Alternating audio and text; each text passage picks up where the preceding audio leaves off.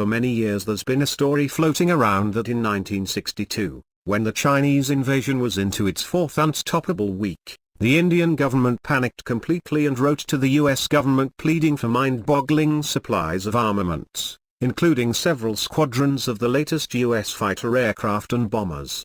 I heard this story a few years ago from someone who'd been an aide at the Indian embassy in Washington at the time, who told me how the ambassador had called him in and wordlessly handed him New Delhi's letter to see.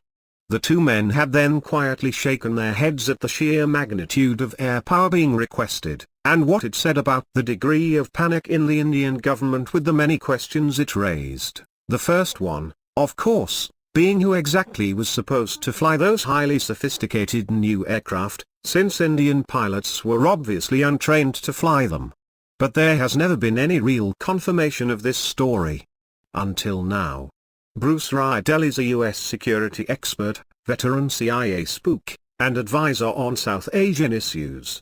His recent book, JFK's Forgotten Crisis, Tibet, the CIA and Sino-Indian War, looks at the 1962 war from an unusual perspective.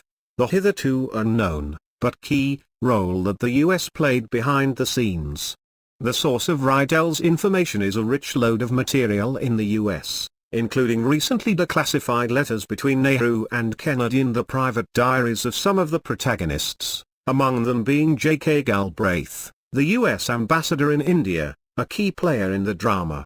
What makes this book especially interesting is the fact that successive Indian governments, including the present one, have been so tight-lipped about what actually happened in 1962, to the extent that the Henderson-Brooks report, commissioned to investigate the causes of the defeat, has still not been declassified, over 50 years later, although a copy is readily available on the net.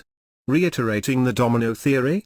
Riedel reveals the fact that Nehru did indeed write to Kennedy on November 19, 1962 requesting as many as 12 squadrons of state-of-the-art fighter aircraft and 2 squadrons of long-range bombers, 350 combat aircraft, in all. As well as extensive radar cover and transport aircraft. And as for the question of who was going to fly these aircraft, the letter was, in fact, specific. The Indian government asked for the loan of US pilots and ground crews until such time as the necessary Indian crews could be trained. The stakes, Nehru's letter went on to state, were not merely the survival of India, but the survival of free and independent governments in the whole of Asia. This revelation of Riedel's is dynamite, especially coming from Nehru who, despite his long-standing non-aligned position, now seemed to be reiterating President Eisenhower's famous domino theory, and inviting a U.S. military presence into Asia, at just about the time that the Vietnam War was first beginning to hot up. Kennedy and Nehru did not, as it happens, share a particularly good relationship. When they had met, the year before, Nehru had rubbed the young Kennedy the wrong way by appearing to be condescending and preachy. But the situation was too serious to let something like bad chemistry get in the way. The US saw the Chinese attack as the Mao Zedong's most dangerous action since the Korean War, 10 years before. Kennedy, therefore, responded swiftly to New Delhi's appeal by airlifting emergency supplies for the Indian Army, and a dialogue was immediately initiated for the next steps. Holding back the Pakistanis, there was, however, a serious complicating factor that would have to be tackled straight away. Pakistan, a close US ally at the time, seeing India diverted by the Chinese attack, perceived a unique opportunity for itself to step in, occupy Kashmir and close that matter once and for all. Fortunately for India, though, the US ambassador in New Delhi, J.K. Galbraith, considered this to be military blackmail, and told Washington to for God's sake, keep Kashmir out of the scenario.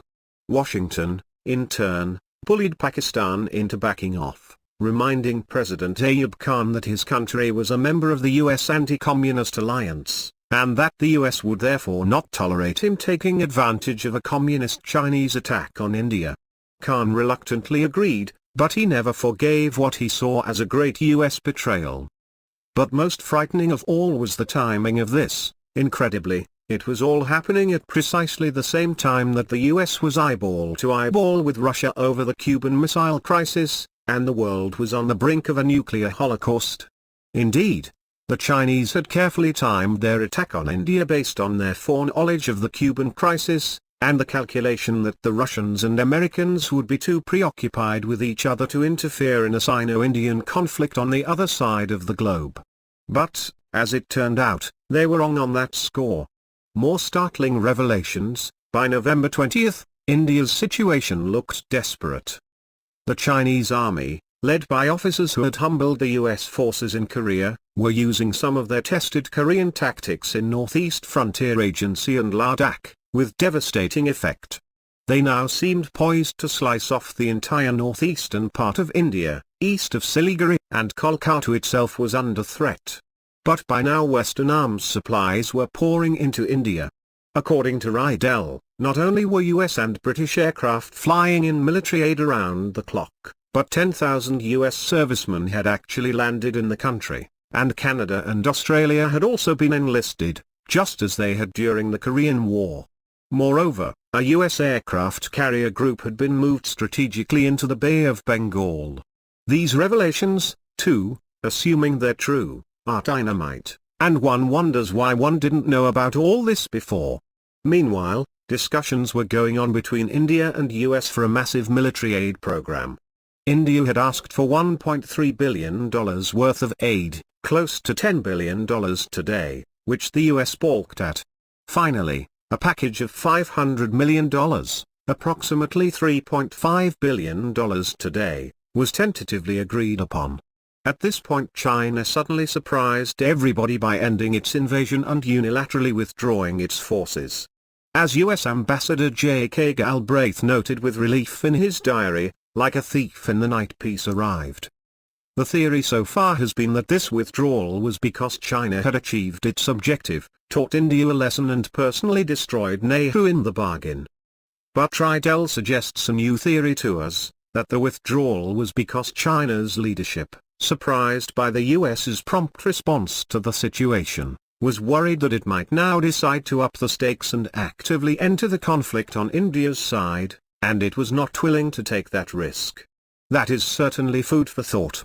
Discussing a nuclear deterrent, the fighting may have ended in late November 1962, but there were fears that the war was not necessarily over, and that with the thawing of the Himalayan snows the Chinese might be back the following spring. Hence, 1963 saw a significant upswing in India's relations with the US, diplomatic as well as military, as Kennedy was to say, "I can tell you that there is nothing that has occupied our attention more than India in the last 9 months." US pilots were training in India, along with British, Canadian and Australian pilots, and the US Secretary of Defense was actually discussing with Kennedy the scope of the US commitment to defend India, and whether it would extend to the use of a nuclear deterrent or not. Meanwhile, the $500 million US military aid package to India was to be finalized by Kennedy on November 26, 1963. But just 4 days before that could happen, Kennedy was assassinated, and his successor, Lyndon Johnson, postponed the decision. The deal was to come up for finalization once again on May 28, 1964, but it seems to have been fatally jinxed. Just the day before, Nehru died in New Delhi, and the Indian team that had arrived in Washington to sign off on it had to return home abruptly. And so, once again, the deal was postponed, with President Johnson now coming under increasing pressure from Pakistan, who threatened to terminate US access to the Peshawar Air Base, from where it had been operating vital spy flights since the 1950s.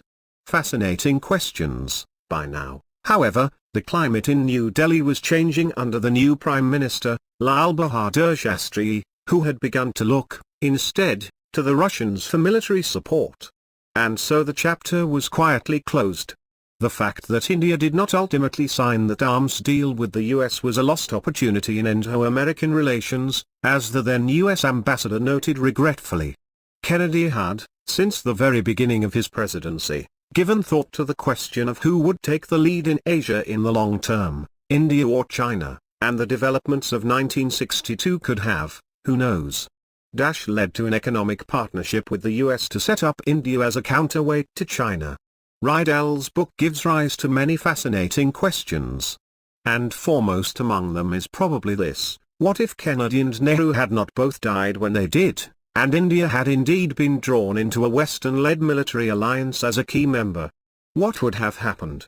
For example, when the Vietnam War suddenly blew up a couple of years down the line. What would India's stance have been then? There are some questions that are just too complicated to wrap one's head around. Subscribe to our channel, so that you don't miss any updates. Share and like the video. Thank you for watching.